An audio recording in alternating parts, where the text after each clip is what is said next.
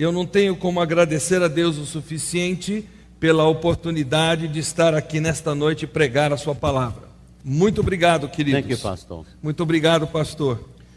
Com a permissão dos irmãos aqui da liderança, nós vamos estudar Apocalipse capítulo 11 nesta noite. Geralmente as pessoas têm medo do livro do Apocalipse. Eles estudam esse livro e ele soa como ficção científica. Grande dragão, selos, trombetas, taças. Então, quando você começa a ler Apocalipse, você vê tantos símbolos do Apocalipse, talvez você pare e diga, espera um pouquinho, vamos ler uma coisa mais simples. Mas você sabe por que o Apocalipse soa complicado? Porque nós vamos ler esse livro sem ter o dicionário nas mãos. E você conhece qual é o dicionário para se ler o Apocalipse? Os livros como Daniel, Zacarias, Ezequiel, Joel, Sefaniah, Sofonias. Então, quando você estuda esses livros, você conhece todos esses símbolos. Então, quando você chega em Apocalipse, é tão simples quanto algo para criança. Quando os nossos filhos vão para a escola e recebem os seus primeiros livros, nós sempre, como pais cuidadosos, dizemos para eles, comece pela página 1. Mas aí nós, como pais, quando nós queremos aprender alguma coisa, nós abrimos o livro e vamos para a página 2000. E nós nos surpreendemos que nós não entendemos o que nós estamos lendo. Correto? Então vamos dar um reset no nosso cérebro aqui e ir lá do princípio. O livro do Apocalipse é como se ele fosse o último capítulo de Gênesis. Por exemplo, quando você lê o capítulo 12 do Apocalipse, você tem ali o resumo de toda a história da Bíblia. O que aconteceu, por exemplo, em Gênesis 1 e 2? Deus criou o mundo e tudo que existe. Tudo era perfeito.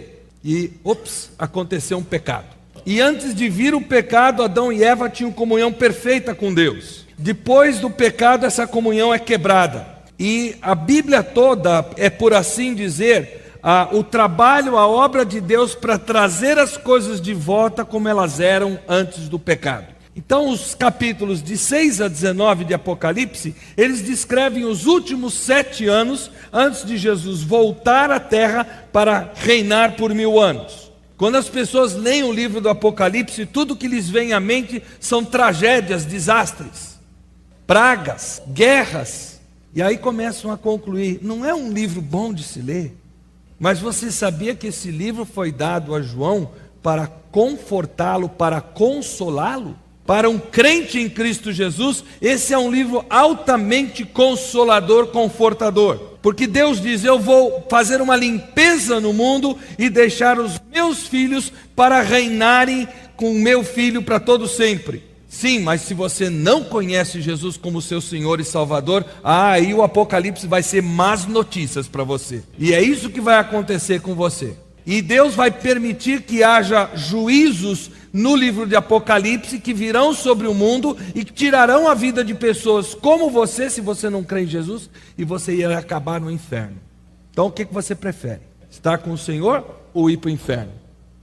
Digam, Senhor. Louvado It's a good seja decision, Deus. by the way. É uma boa decisão por falar nisso. Então, uma apresentação do livro do Apocalipse. O ano da escrita é o ano 95 de nossa era. A situação para os crentes no Império Romano era muito terrível. O nome do César era Tito Flávio Domiciano. E do ponto de vista desse César, um bom crente era um crente morto. Permitiu a perseguição contra crentes em Cristo Jesus. Para ele, o cristianismo era uma religião não grata. Ele preferiria ver todos os crentes mortos. Os crentes estavam morrendo como se fossem pulgas. Os que permaneciam vivos tinham que fugir para permanecer vivos. João, não o Batista, não confunda os dois. João Batista já havia perdido a cabeça vários anos antes. E João, o apóstolo, foi mandado para a ilha de Pátimos, foi exilado como se fosse uma prisão. Ele já tinha bastante idade, ele tinha 90, quase 100 anos de idade. E lá ele só podia orar e clamar ao Senhor, Senhor, ajuda-nos. Veja o que está acontecendo com o teu povo, Senhor. Faça alguma coisa. O sangue cristão rola pelas ruas como se fosse água. E adivinha o que aconteceu? Deus o ouviu. Deus se revelou a ele e disse para ele, eu sei. Jesus se revelou a João em glória. para relembrar João que Deus existe, Ele está vivo e Ele sabe de tudo. E mesmo que a igreja esteja atravessando por perseguição, Deus o permite e Ele ainda continua no controle da história. Não é gostoso passar por perseguição, mas a perseguição nem sempre é uma coisa ruim, porque a perseguição purifica a igreja. A perseguição elimina a gordura, vamos dizer assim, e deixa a carne mais correta ali presente. Eu me pergunto se nós colocássemos policiais ali do lado de fora com a seguinte ameaça: se você entrar aqui dentro, você perde o seu emprego. Eu me pergunto se esse auditório estaria lotado. Se a ameaça fosse outra: se você entrar aí nessa igreja, nós vamos dar um tiro na sua cabeça. Eu me pergunto se uma ala sequer aqui estaria cheia. É momento de nós olharmos, vasculharmos o nosso coração. Porque mais ou menos 2000 anos atrás, a primeira igreja, a primeira era da igreja passou exatamente por isso. Deus permitiu isso e tinha um motivo para isso. Então Jesus aparece em glória para João. E aí ele diz para ele: eu vou dizer para você o que era, o que é e o que há de vir.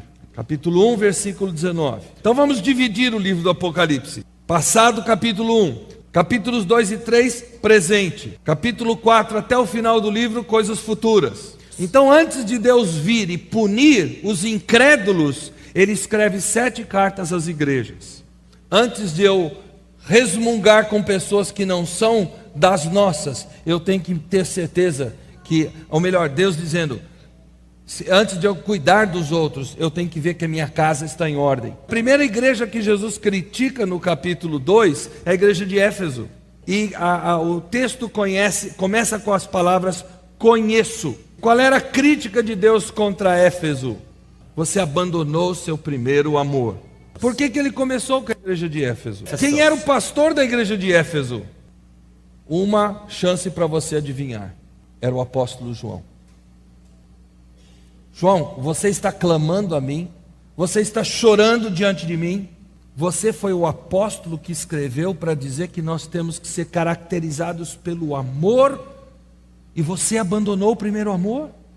Quando Deus fala conosco, tudo o que Ele fala é verdadeiro, é justo, mesmo quando somos seus filhos. E se você quiser saber se a igreja está caminhando dentro da vontade de Deus, leia essas 7 cartas do Apocalipse e faça uma comparação. Você tem o padrão ali. Como pastor, é o que eu sempre estou fazendo. Esse é o padrão e é assim que eu tenho que viver com a igreja e através da igreja. Capítulos 4 em diante. Vocês se lembram daquele rolo no capítulo 4 e 5? Sim ou não? Esse rolo tem 7 selos. O que é esse rolo? Por que 7 selos? Volte-se ao dicionário.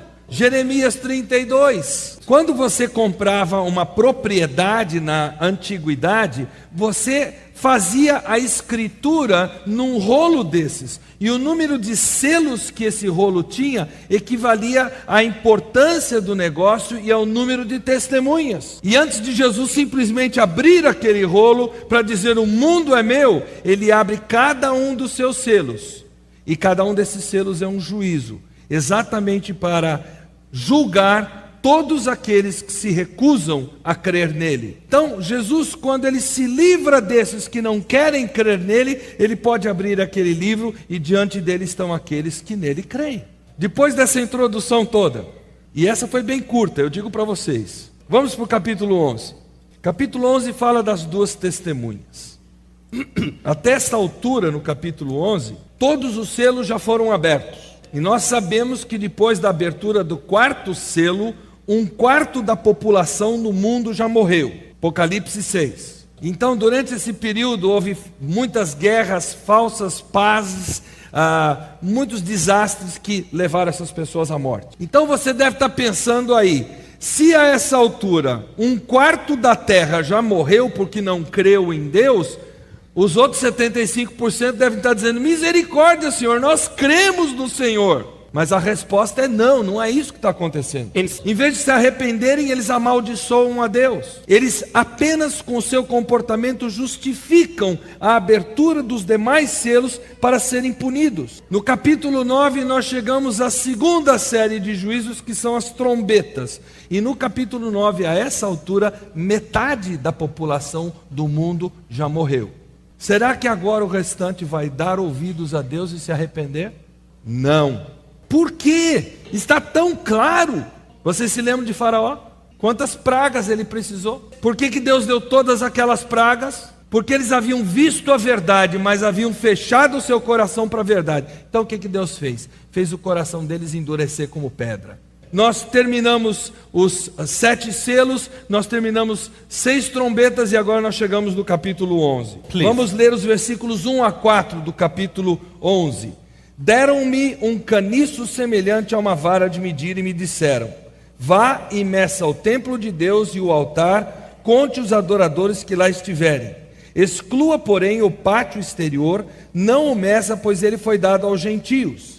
Eles pisarão a cidade santa durante 42 meses. Darei poder às minhas 2 testemunhas, e elas profetizarão durante 1260 dias, vestidas de pano de saco. Estas são as 2 oliveiras e os 2 candelabros que permanecem diante do Senhor da terra. Amém?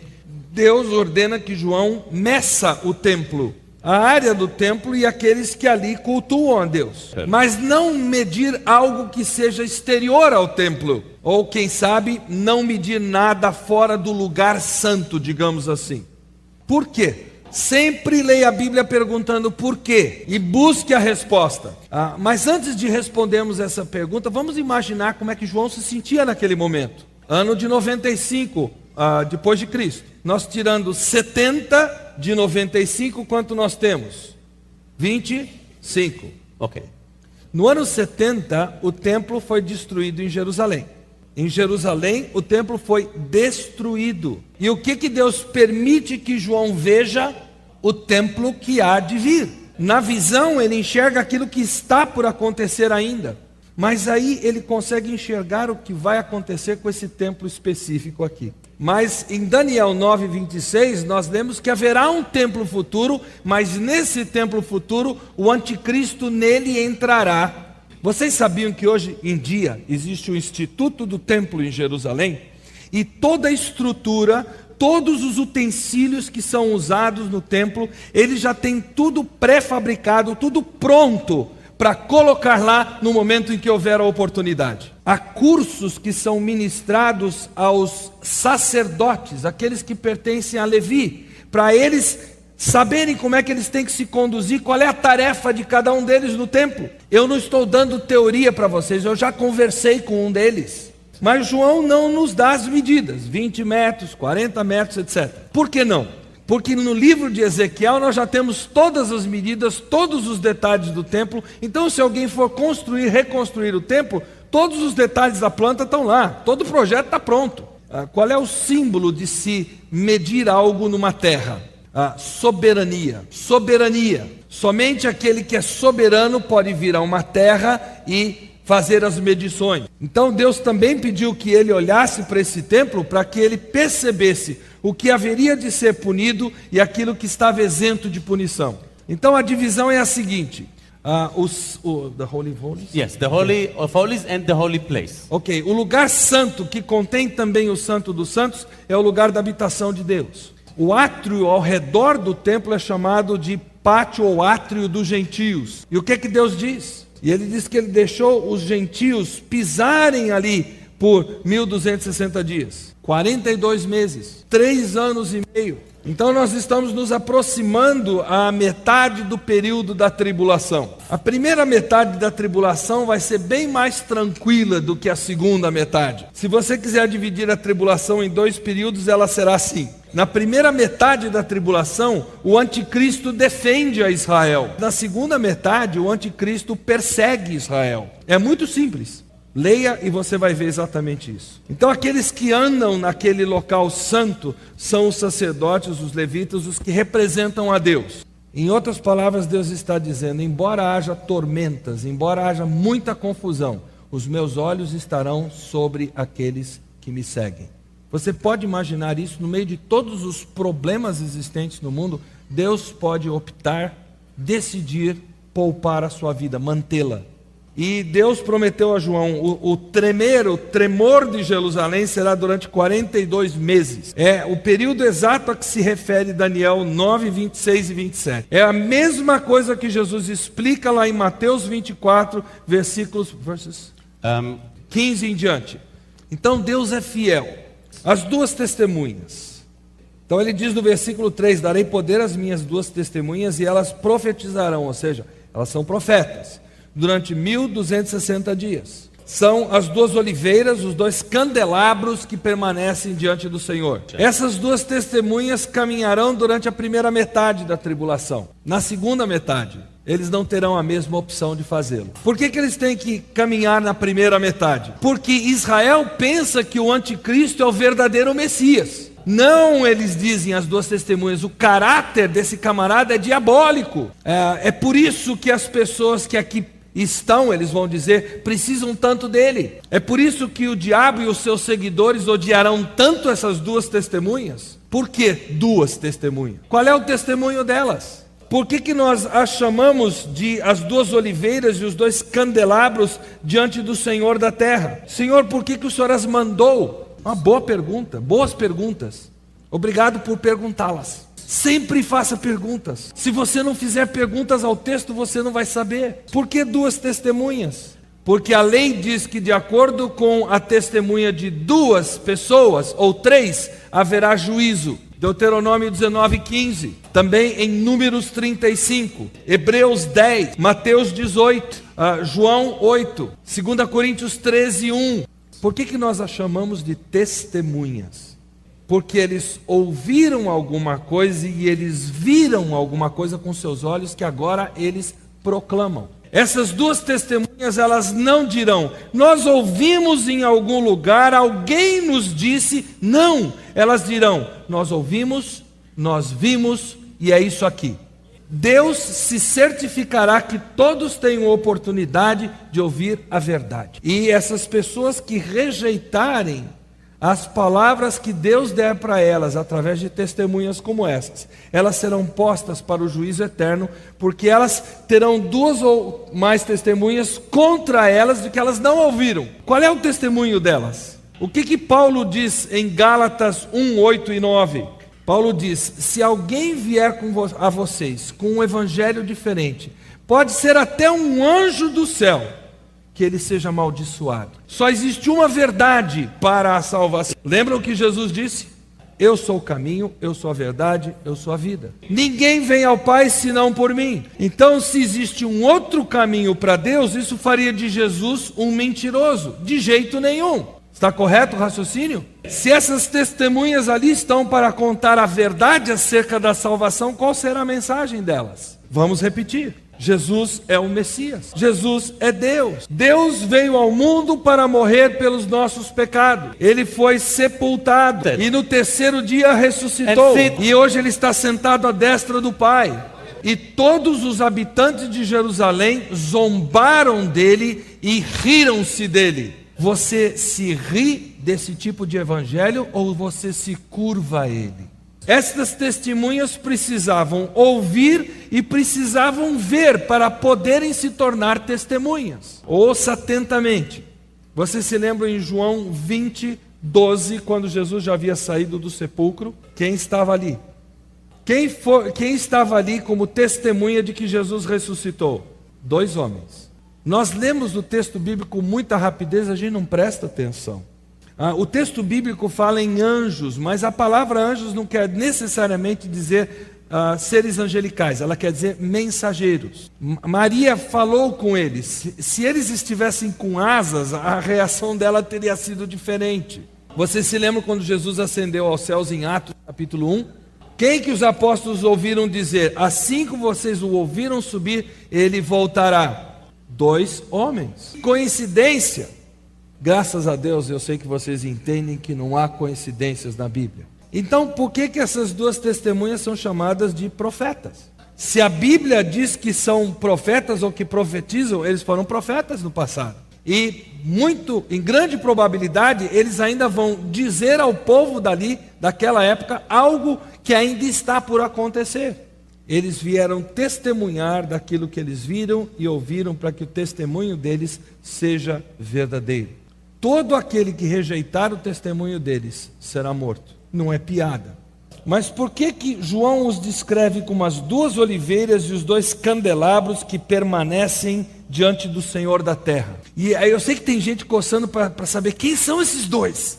Tenham paciência, meus queridos. Tenham paciência. Muito bem. Faz parte do fruto do Espírito a paciência. Good.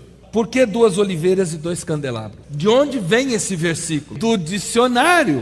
Zacarias capítulo 4. O que aconteceu em Zacarias 4? Esse texto descreve Zorobabel e Josué, o sumo sacerdote. Um era o líder de Israel naquela época, o outro era o sumo sacerdote. Era na época de Zacarias, ano 520 a.C.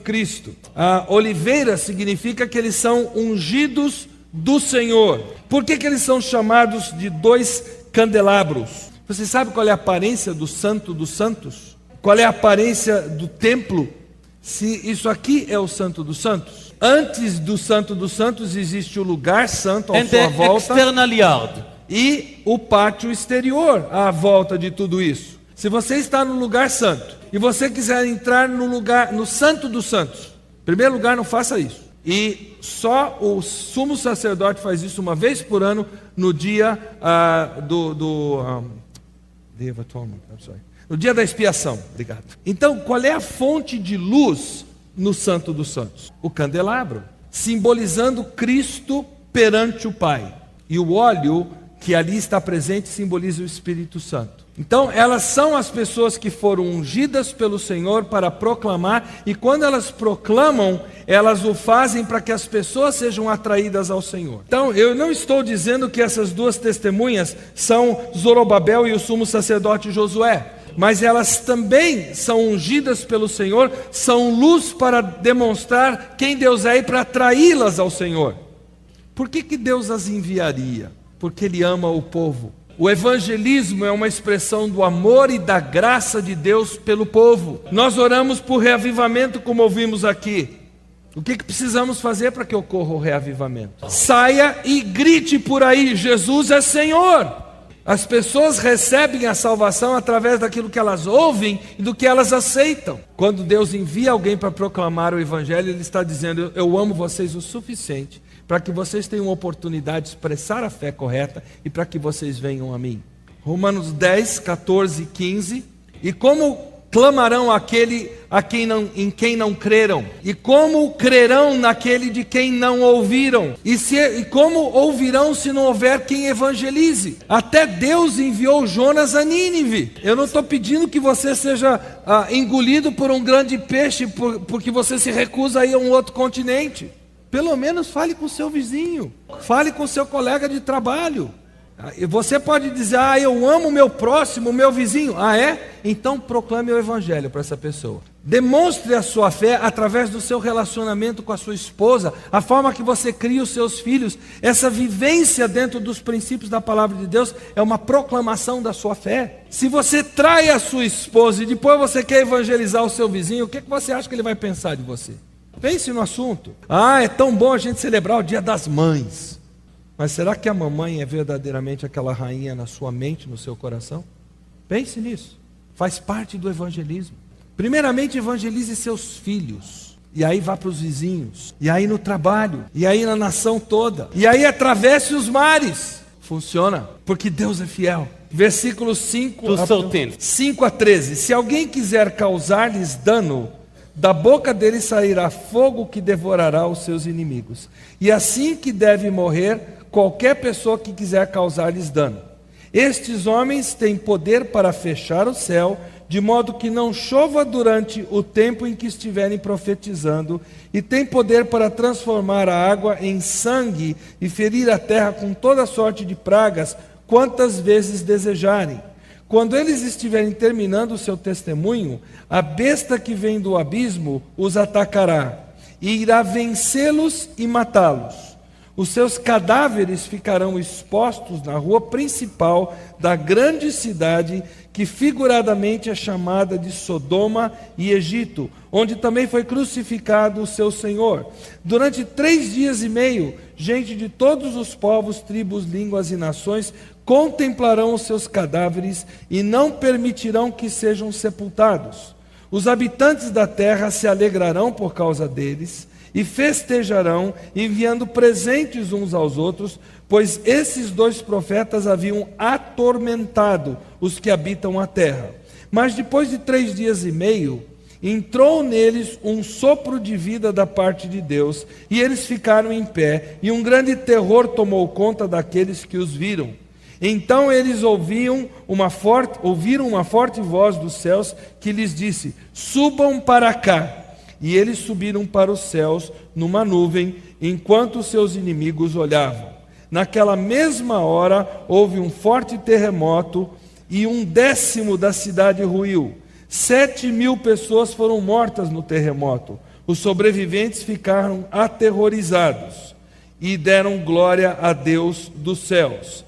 O Amém. segundo aí passou, o terceiro aí virá em breve. Up to 14? No, 13 it's up. Okay. Versículos 5 e 6, Deus descreve para João o poder que ele dará a essas 2 testemunhas. Fogo sai da boca deles para atacar aqueles que querem lhe causar mal. Eles têm poder para fazer cessar a chuva. Eles conseguem transformar água em sangue. Deus não está enviando os seus filhos sem a capacidade para darem conta do recado. Se Deus enviar você para qualquer parte, Ele sempre vai enviar você com uma caixinha de ferramentas.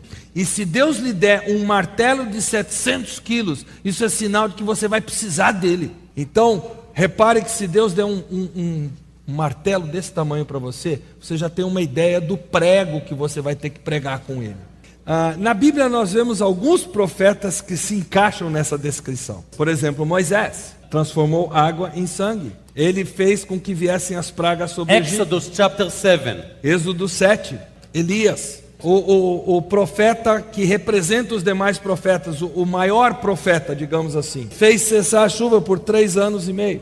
1 Reis 17. Ele fez que viesse fogo do céu para aquele altar, para matar os seus perseguidores. 2 Reis 1. Será que isso significa que as 2 testemunhas são Moisés e Elias? Eu não quero ser dogmático. Eu pessoalmente creio que sim. Mas se você pensa que são outras pessoas, isso não significa que a sua salvação ou a minha salvação é melhor. Não vai mudar nada. O livro de Malaquias diz claramente que Elias deve vir antes da volta de Jesus. Ouçam atentamente, nós também sabemos, em Mateus 17:3, quem estava ali ao lado de Jesus? Moisés e Elias. 2. Testemunhas, testemunhas, testemunhas. Quando lá em Lucas 16 existe aquele clamor daquele homem que foi para o inferno dizendo: mande alguém para os meus parentes. O que Jesus responde? Eles têm a lei e os profetas. Se você chegar hoje para um judeu em Jerusalém e você disser: creia em Jesus para ser o seu Salvador, ele vai virar para você e dizer assim: eu quero que Moisés e Elias me digam isso. Então Deus vai prover que o doador da lei e o maior dos profetas proclamem: Jesus é Senhor. E agora nós vamos ver o que vai acontecer. Alguns dizem que é Enoque e Elias. Por quê? Porque nenhum dos 2 morreu, foram arrebatados pelo Senhor. Hebreus 9:27 diz: aos homens está ordenado morrer em uma só vez. Mas se o arrebatamento fosse agora, nós vamos ser transformados, vamos chegar no céu, não vamos morrer. E no milênio as pessoas viverão muito tempo, e algumas delas nem experimentarão a morte, e elas entrarão na presença de Deus. Como é que a gente lida com isso? O que isso significa para mim? Eu preciso de mais sabedoria e entendimento para conhecer a Bíblia. Nem tudo está tão claro. Eu oro para mais sabedoria, mais entendimento da parte de Deus. Todos precisamos fazer isso. Então há algumas coisas que nós não deveríamos nelas ser tão dogmáticos e aceitar as opiniões com paciência, com amor. Depois de 3 anos e meio de servirem ao Senhor, Deus decide: acabou o ministério dessas testemunhas. Deus permitirá que o anticristo mate essas 2 testemunhas, porque elas conhecem toda a verdade sobre o anticristo e elas serão para ele a pedra no sapato. No versículo 8, ele os mata e põe o cadáver deles aonde? Na rua. Por que não enterrá-los? Afinal, eles morreram. Sabe, o Obama não gosta do Osama. Ele não o trouxe para Nova York e o pendurou numa forca durante uma semana. Ele o atirou no mar. É preciso haver muito ódio da parte de alguém para deixar o cadáver de pessoas que morreram expostas na rua por 3 dias. E ainda assim essas pessoas se regozijarem. Salmo 72:9 cumpre essa profecia. Desculpem, 79:2. Ele diz que os corpos deles estarão nas ruas, onde tudo haverá de acontecer. Diz aqui no versículo 8: na rua principal da grande cidade, que figuradamente é chamada de Sodoma e Egito, onde também foi crucificado o seu Senhor. Em que cidade Jesus foi crucificado? Jerusalém. E como é que Isaías capítulo 1 chama Jerusalém? Oficiais de Sodoma e Gomorra, ele diz, porque a liderança espiritual de Jerusalém havia voltado as costas para Deus e havia seguido outros deuses. Então o corpo, o cadáver desses 2 profetas está nas ruas de Jerusalém. Durante quanto tempo o mundo vai gostar da cena que está vendo desses mortos? É uma coisa pegar e passar do lado do cadáver. Outra coisa é olhar para eles e dizer: vamos festejar, eles estão mortos. Então a CNN, Globo News e tudo mais vai trazer suas câmeras para que todo mundo veja. Eu me lembro de 2001 de estar sentado na minha sala às 5 horas da tarde e ver aquelas torres gêmeas, uma já fumegando e de repente outro avião atingindo a outra. Gente, é real, a gente vê com os próprios olhos. Eu disse para eles: venham correndo, vocês vão ver história. Sentem-se, vejam e fechem a boca. Ficaram sentados assim, como se estivessem sendo punidos por mim. E todos eles viram o segundo avião atingir a segunda torre. Nós não percebemos naquele momento que nós não estamos assistindo a um filme de Hollywood. Era o acontecimento do momento que nós estamos vendo. Por que eu menciono isso? Nós vivemos numa época em que qualquer coisa que aconteça, digamos assim, do outro lado da lua, a gente pode ver no momento em que está acontecendo. O mundo todo viu a verdade, mas prefere a mentira. Eles estão felizes então, e o que acontece depois de 3 dias e meio? O que acontece? Eles estão olhando, eles estão realmente curtindo aqueles mortos, e de repente um diz para o outro: peraí, está se mexendo, eles estão vivos! Vocês conseguem imaginar o que vai acontecer com as pessoas que estiverem olhando? Deus os chama: subam! E quando Deus fala até um corpo morto, esse corpo pula, ele se torna vivo. Por que eles ressuscitariam depois de 3 dias e meio? Não diz o texto. O que eu posso dizer para vocês é que eles não são Jesus, eles são apenas servos. Eles cumprem o que foi dito acerca dos profetas, o que os profetas disseram era verdade. E eles vieram com poder, com sinais e maravilhas, como diz 2 Coríntios 12:12. Mas quando Deus os levar ao céu, e eu vou terminar em alguns instantes, naquele instante haverá um terremoto tremendo. 1/10 da cidade será destruída. E 7.000 pessoas que têm seus nomes, que são gente, morrerão. Os que sobraram ficarão aterrorizados e darão glória a Deus. 7.000 mortos, de acordo com seus nomes. O que quer dizer essa expressão, de acordo com seus nomes? Isso significa que essas 7.000 pessoas são conhecidas, representam algum grupo de alguma coisa. Quando você lida com Elias e 7.000, parece que a ficha cai. Faz sentido, não faz? Na época de Elias, houve apenas 7.000 que não se curvaram a Baal. Mas esses 7.000 aqui do Apocalipse, eles se autoproclamaram serem o escolhido, serem dele. Mas Deus diz o que para eles? Não vos conheço. Você pode fazer as coisas com as pessoas, pode mentir para as pessoas, iludi-las, mas você não consegue fazer isso com Deus. Você pode estar vestido de toda a religiosidade possível, mas isso não significa que você é filho de Deus. Deus não quer religiosidade exterior, Ele quer um coração puro para Ele. Vamos resumir o texto. Deus vai enviar essas 2 testemunhas para que elas sejam testemunhas contra aqueles que rejeitam a Deus. Um dia essas pessoas vão comparecer diante dele no juízo, e Deus vai relembrá-las das 2 testemunhas que eles rejeitaram. Deus enviou essas duas testemunhas para demonstrar o seu amor, a sua graça pelos perdidos. Em terceiro lugar, Deus manda os seus servos, sempre com a caixa de ferramenta que precisam para executar a obra de Deus. Se Deus te enviar a algum lugar, Ele vai suprir as suas necessidades.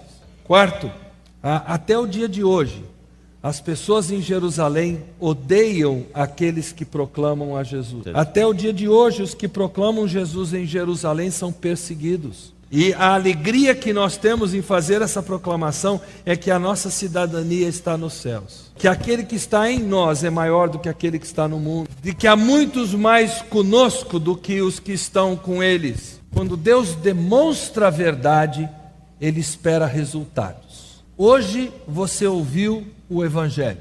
Será que nesta multidão aqui haveria uma pessoa que ainda até hoje não colocou a sua fé exclusivamente em Cristo Jesus como Senhor e Salvador? Por favor, confira no seu coração qual é o seu relacionamento com Jesus. Você sabe que todas as pessoas são pecadoras? Você sabia que se não for feita expiação pelos seus pecados, você está a caminho do inferno? Eu quero dizer uma coisa para vocês. Todas as pessoas que saem de um ventre estão na primeira classe de um trem que está caminhando para um lugar chamado inferno. Para você ir para o inferno, sabe o que você precisa fazer? Nada. Mas para você ir para o céu, você precisa crer que Jesus é o sacrifício pelos seus pecados. Amém. Pai Celeste, Tu és bom, Tu és fiel. Nós somos pecadores e carecemos de Ti. Obrigado porque Tu nos amaste tanto que nos deste o Teu Filho para morrer por nós. Eu peço que nós mostremos amor ao Senhor através de submissão e obediência à Tua palavra. Obrigado, Senhor, pela verdade da Bíblia. Por favor, escreve-a em nossos corações. Em nome de Jesus. Amém. Amém.